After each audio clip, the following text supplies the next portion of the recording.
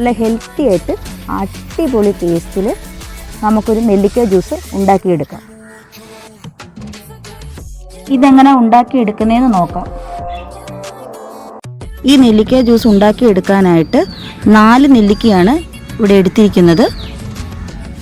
നിങ്ങളുടെ ആവശ്യത്തിനനുസരിച്ച് നെല്ലിക്ക എടുക്കാവുന്നതാണ്.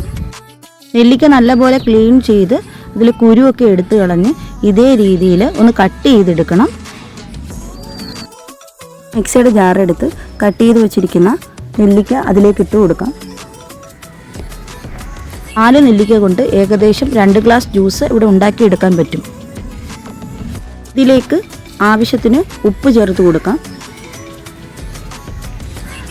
നെല്ലിക്ക ഒന്ന് അരഞ്ഞു കിട്ടാൻ ആവശ്യമായ വെള്ളം ഇതിലേക്ക് ഒഴിച്ചു കൊടുക്കണം.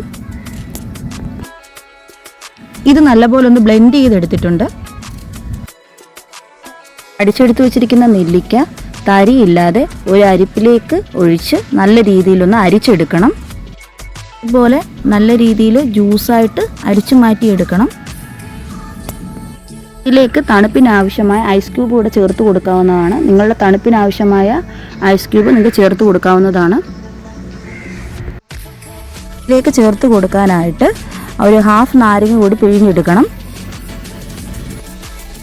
എടുത്തു വെച്ചിരിക്കുന്ന നാരങ്ങ ജ്യൂസ് ഇതിലേക്ക് ഒഴിച്ചു കൊടുക്കണം. അതിനുശേഷം ലാസ്റ്റ് ആവശ്യത്തിന് സോഡ കൂടി ഒഴിച്ചു കൊടുക്കണം. വളരെ ഹെൽത്തിയും ടേസ്റ്റി ആയിട്ടുള്ള നെല്ലിക്ക ജ്യൂസ് ഇവിടെ റെഡി ആയിട്ടുണ്ട്. ആവശ്യമെങ്കിൽ ഉപ്പിൻ്റെ കൂടെ കുറച്ച് മധുരവും കൂടി ചേർത്ത് കൊടുക്കാവുന്നതാണ്. ഇവിടെ ഉപ്പ് മാത്രമേ ചേർത്ത് കൊടുക്കുന്നുള്ളൂ. ജ്യൂസ് ഒരു സെർവിങ് ഗ്ലാസ്സിലോട്ട് ഒഴിച്ചു കൊടുക്കാം. വിറ്റാമിൻ സി ധാരാളമായി അടങ്ങിയ ഒരു ഫ്രൂട്ടാണല്ലോ നെല്ലിക്ക. നെല്ലിക്ക ദിവസവും കഴിക്കുന്നത് ശരീരത്തിന് നല്ലതാണ്. ദിവസം ഒരു ആപ്പിൾ കഴിക്കുമ്പോൾ കിട്ടുന്ന ഗുണങ്ങൾ എത്രയാണോ അത്രയും ഗുണങ്ങളാണ് നമ്മളൊരു നെല്ലിക്ക കഴിക്കുന്നതിലൂടെ നമുക്ക് കിട്ടുന്നത്. നെല്ലിക്ക കഴിക്കാൻ ഇഷ്ടമല്ലാത്തവർക്ക് ഇതേപോലെ വെറൈറ്റി ആയിട്ട് ജ്യൂസ് ഉണ്ടാക്കി കുടിക്കാവുന്നതാണ്. ഡയബറ്റീസ് ഒക്കെ ഉള്ളവർക്ക് ഈ ജ്യൂസ് ഉണ്ടാക്കി കുടിക്കുന്നത് ശരീരത്തിന് നല്ലതാണ്. ഈ ഹെൽത്തി ജ്യൂസ് ഉണ്ടാക്കുന്നത് ഇഷ്ടമായെങ്കിൽ വീട്ടിലെല്ലാവരും ഒന്ന് ട്രൈ ചെയ്ത് നോക്കണം.